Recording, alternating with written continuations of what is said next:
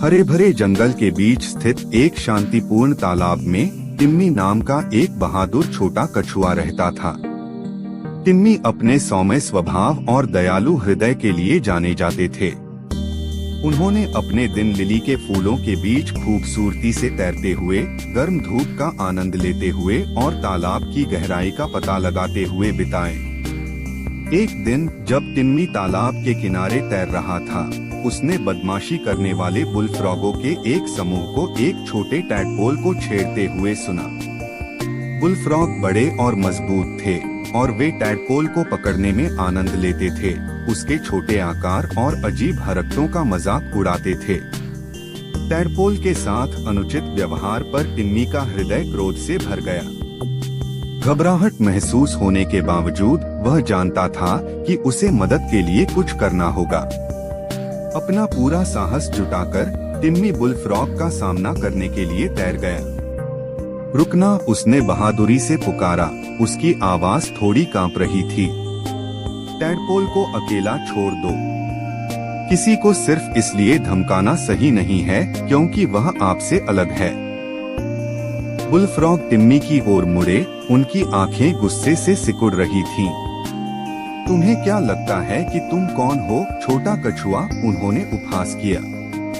इससे आपका कोई लेना देना नहीं है। अपने खुद के खोल पर ध्यान दें और दूर चले जाएं।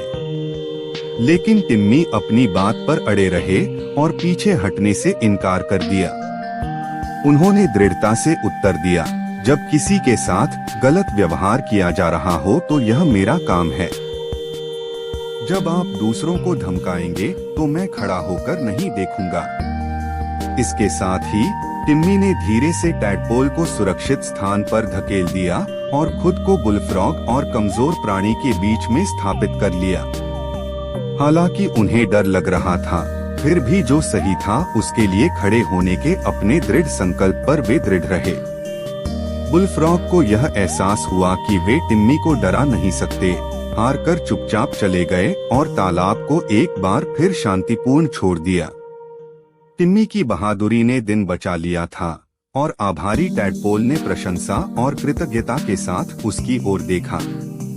उस दिन से टिम्मी को तालाब के नायक के रूप में जाना जाने लगा।